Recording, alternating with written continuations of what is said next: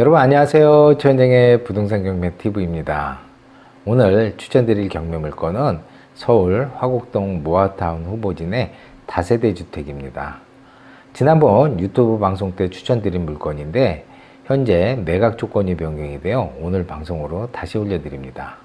경매로 매각되는 다세대 주택은 감정가 1억 8천만 원에 경매 진행 중이며 전세 임대 시 무피 투자도 가능한 주택입니다. 이 지역은 2022년 모아타운 후보지로 선정되었고 작년 2023년 관리계획이 수립된 지역입니다. 이후 조합 설립 절차에 들어가며 조합 설립 후 5년 이내 준공이 가능한 지역입니다. 현재 소액 투자를 계획하고 있다면 소액으로 투자 가능한 재개발 후보지 다세대 주택에 투자를 적극 추천해 드립니다. 무피 투자도 가능한 재개발 후보지 다세대 주택 놓치지 마시고 시청 전 좋아요 구독 꼭 부탁드리며 최현정의 부동산 경매TV 출발합니다.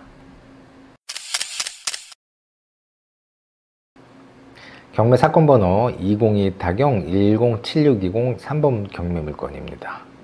경매로 매각되는 주소는 서울 강서구 화곡동에 위치한 다세대 주택입니다. 건물의 면적은 9평, 토지의 면적은 5평입니다.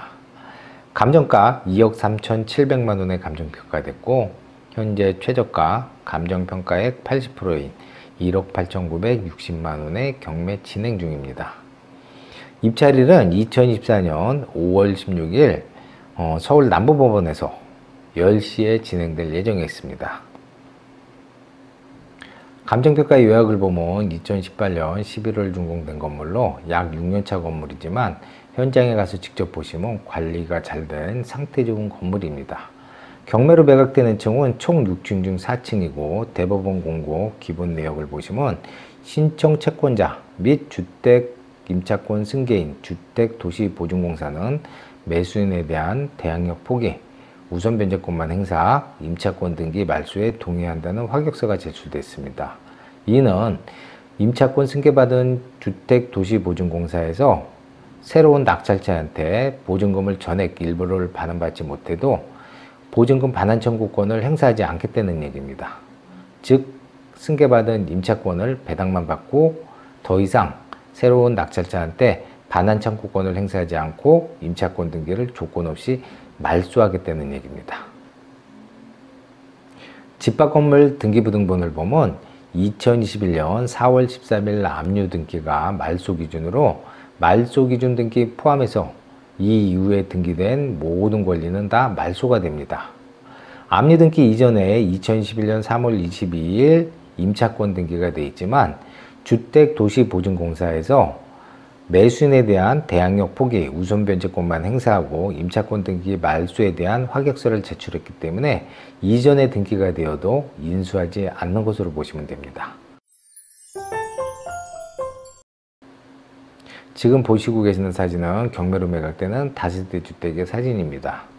상단 첫 번째 사진은 경매로 매각되는 다세대 주택의 측면부 사진, 그 다음에 상단 우측 사진은 전면부 사진, 하단 첫 번째 사진은 출입구 사진입니다. 그리고 평면도를 보면 방 3개, 다용도실 포함해서 방 3개, 화장실 하나로 구성된 다세대 주택으로 보시면 됩니다. 이번에는 경매로 매각되는 다세대 주택의 투자 비용을 한번 분석해 보도록 하겠습니다. 이 자료는 참고 자료입니다. 낙찰가 그리고 개인별 신용에 따라 대출 금액이 틀리기 때문에 투자 비용이 달라질 수 있다는 점 미리 알려드립니다.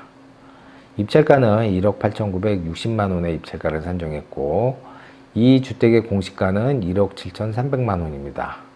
우리가 재개발 후보지에서 가장 중요한 것은 주택 공시가입니다. 이유는 전세대출은 주택 공시가의 126%를 전세대출 해주고요. 또 주택보증공사에서 보증보험 가입해주는 금액도 주택 공시가의 126%입니다. 그래서 전세가는 주택 공시가의 126%를 넘는 곳은 그렇게 많지는 않습니다. 그래서 전세가는 공시가 126%인 2억 1,800입니다. 전세를 놓는다 그러면 우리가 전세 놓는 금액 2억 1,800 이하로 낙찰받을 때는 전세를 놓을 때는 실제 투자 금액은 무피 투자가 가능하다는 얘기입니다. 그러면 초기 들어가는 비용은 얼마인지 한번 확인해 보도록 하겠습니다. 이 비용은 취득세 등기비용 별도로 계산 참고하시기 바라겠습니다. 만약에 1억 8,960만 원에 70% 대출을 받을 경우에는 약 5,600만 원 자기 자본이 필요합니다. 초기에. 여기에는 입찰 보증금 금액도 포함된 금액입니다. 80% 대출 받을 경우에는 약 3,700만 원이 초기 자본이 필요합니다. 이것도 역시 입찰 보증금 포함 금액입니다. 이렇게 대출을 받은 다음에 전세를 놔서 전세를 상환하게 되면 실제 들어가는 돈은 무피 투자가 가능하다는 얘기입니다. 그리고 월세 전환 시 우리가 이 집 바로 밑에 303호를 낙찰을 받았어요. 그래서 거기 월세를 보증금 4,500에 85만 원의 월세 임대를 놨습니다. 그러면 70% 대출을 받을 경우에는 약 1,000만 원 정도 투자를 해야 되고요. 월세로 전환 시 80% 대출 받을 경우에는 이것 또한 무피가 가능합니다. 월세 받아서 대출 이자를 갚으면 되겠죠. 그리고 70, 80% 대출을 받을 때는 이자가 남을 수가 있어요. 물론 개인별 약간 차이는 있지만. 그래서 해당 경매로 매각되는 주택은 무피 투자가 가능하다고 보시면 될 것 같습니다. 이 지역 재개발 진행 사항에 대해서 알아보도록 하겠습니다. 이 지역은 2022년 모아타운 후보지로 선정이 되었고 2023년 관리계획안이 수립이 되어 있습니다. 그래서 현재 관리계획안을 보면 이 지역은 약 8만 5천 제곱미터에서 재개발이 진행이 되며 구역은 전체 5개 블록으로 나누어서 재개발이 진행이 됩니다. 그래서 2-1구역부터 2-5구역까지 5개 구역으로 나눠져 있고요. 그 다음에 공동주택 용지, 정비 기반시설, 사업 가능구역 외 지역으로 전체 8만 5천 제곱미터 지역에서 재개발이 진행된다고 보시면 됩니다. 지금 보고 계신 예시도는 경매로 매각되는 모아타운 지역 관리계획 수립 예시도입니다. 이 예시도를 보면 총 5개 구역으로 진행이 되고 경매로 매각되는 지역은 2-3번 블록으로 상단 우측에 위치되어 있는 지역입니다. 예시도를 보면 공용주차장, 청사, 공원, 그 다음 도로, 건물들을 볼 수 있듯이 재개발이 되면 현재 이 예시도 모습으로 아파트 지역으로 변경이 되는 지역입니다.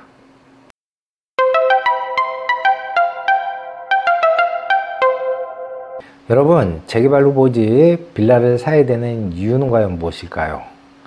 첫 번째, 재개발 후보지 내 빌라를 취득하게 되면 아파트 분양가보다 아주 낮은 가격에 아파트 취득이 가능하기 때문입니다. 재개발은 헌집 주고 새집 사는 투자 방식입니다. 추가 분담금을 납부한다 해도 아파트 분양가보다 아주 낮은 가격에 아파트 취득이 가능하기 때문입니다. 그리고 소액으로 갭 투자가 가능합니다.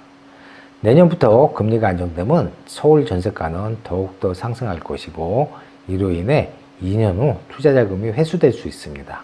이유는 지속적인 전세가가 상승하기 때문입니다.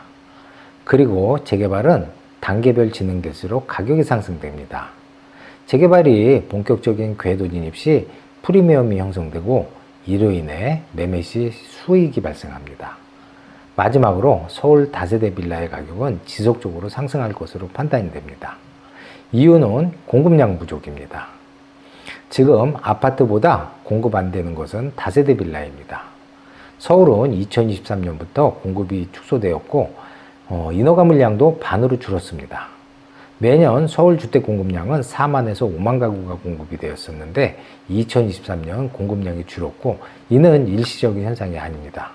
앞으로 지속적으로 발생될 현상으로 보입니다. 이유는 과거 재개발 재건축을 너무 하지 않아 앞으로 공급량 물량이 지속적으로 줄기 때문입니다. 이로 인해 서울 주택 공급량 부족으로 가격은 상승할 것으로 예상이 됩니다. 그렇기 때문에 서울 지역 내 다세대 빌라를 취득해야 되는 이유이기도 합니다. 다음에는 경매로 매각되는 주변 지역을 한번 살펴보도록 하겠습니다. 지금 지도에 표기된 부분이 경매로 매각되는 다세대 주택 위치입니다. 로드뷰를 통해서 다세대 주택을 확인해 보도록 하겠습니다. 자, 앞에 보이는 부분은 102동이고요. 경매로 매각되는 주택은 101동입니다. 자, 이 지금 전면에 있는 건물이 경매로 매각되는 다세대 주택이고요. 경매 매각 대상 주택은 지금 표기되는 이 부분입니다. 그리고 로드뷰를 통해서 보듯이 건물 상태는 굉장히 양호해 보여요. 제가 현장을 갔었는데 관리 및 건물 상태는 굉장히 좋습니다. 주변 지역은 이렇게 신축, 구축, 혼재된 지역입니다.